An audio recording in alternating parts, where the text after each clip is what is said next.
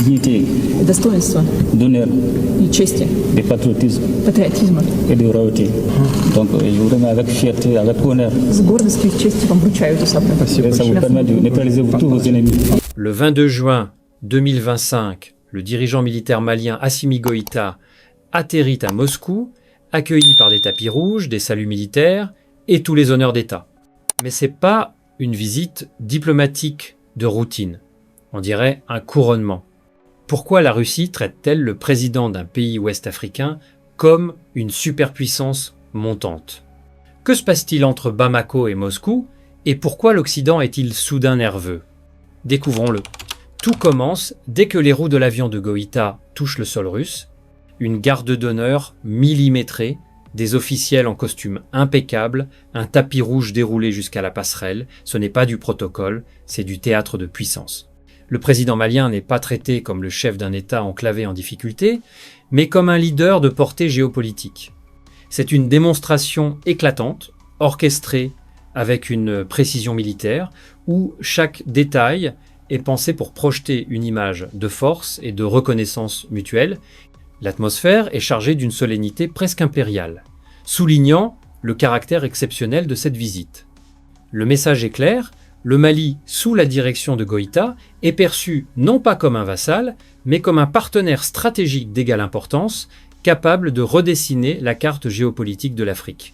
Dans la diplomatie, l'image compte autant que le résultat, et ce jour-là, l'image est limpide. Assimi Goïta, l'homme du coup d'État, devient le symbole d'un pivot africain, loin de la domination occidentale. C'est une victoire narrative majeure pour la Russie et une humiliation pour les puissances occidentales qui avaient ostracisé Goïta. L'événement est retransmis en direct par les médias russes et les images font le tour du monde, renforçant la stature de Goïta sur la scène internationale. La symbolique est forte, un leader africain précédemment qualifié d'illégitime par certains est élevé au rang de figure clé de la nouvelle architecture multipolaire mondiale. Les médias occidentaux tentent de réduire la scène à un simple geste symbolique, mais ils ratent l'essentiel, la cérémonie et le message. Elle dit aux nations africaines que le respect se gagne par la souveraineté, pas la soumission. Ce n'est pas qu'une affaire de poignée de main et de discours, c'est une déclaration de principe. La Russie, en déroulant le tapis rouge, envoie un signal fort aux autres pays africains. Elle est prête à s'engager sans les leçons de morale et les conditionnalités souvent imposées par l'Occident. C'est une offre de partenariat basée sur la non-ingérence et le respect mutuel des intérêts nationaux. Il ne s'agit pas de nostalgie soviétique. La Russie, renonçant au rôle de boussole morale mondiale, propose des partenariats purement transactionnels. Pas de sermons, pas d'aide conditionnée, seulement l'intérêt mutuel et la défiance partagée. Pour Goïta, c'est une revanche. Hier qualifié de danger pour la démocratie, le voilà discutant stratégie et corridor énergétique aux côtés des plus puissants. Cette approche pragmatique de la Russie séduit de nombreux leaders africains fatigués des ingérences extérieures et des doubles standards. Moscou ne cherche pas à exporter un modèle idéologique, mais à construire des alliances solides et mutuellement bénéfiques. La réelle politique russe est un contraste saisissant avec l'approche souvent moralisatrice des démocraties occidentales.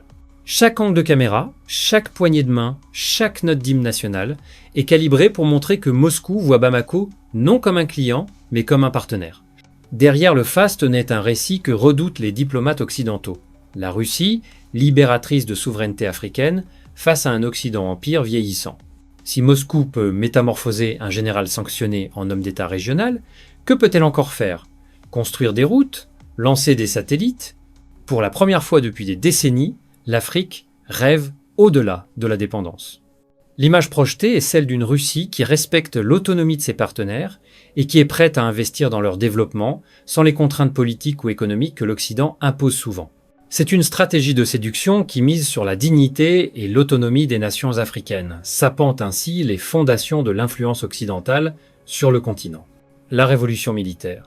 Le Mali sous influence russe, mais que vient-il après la mise en scène?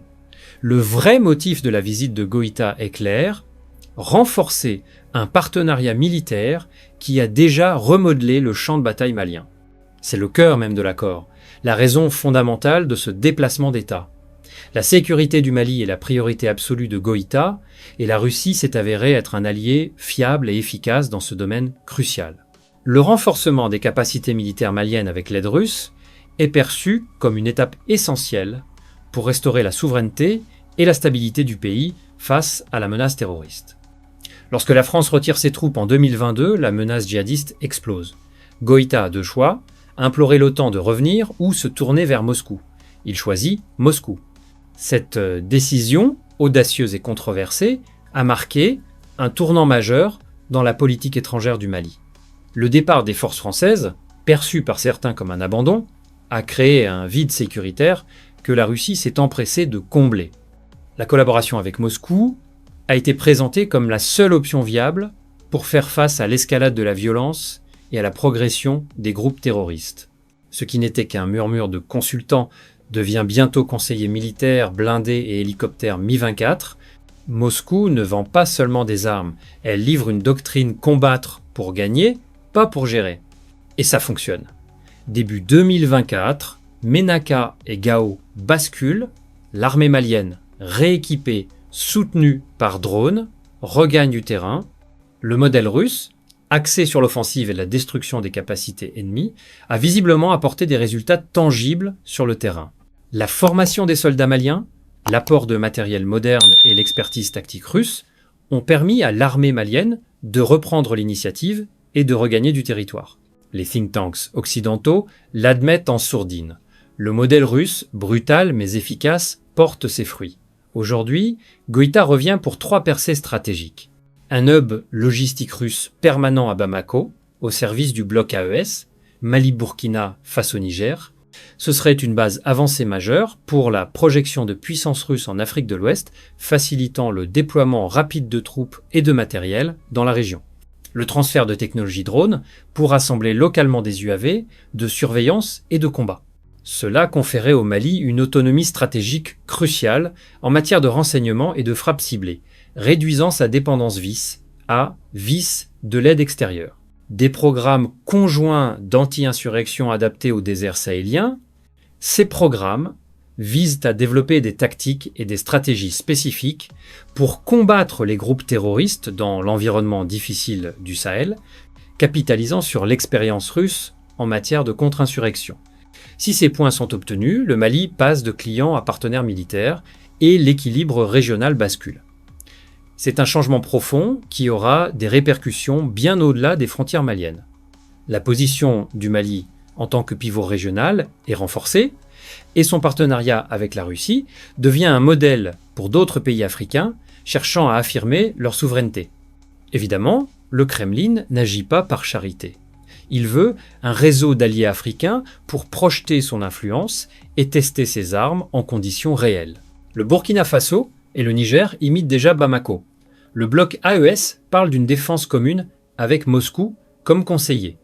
Souvenez-vous, celui qui forme votre armée façonne votre politique.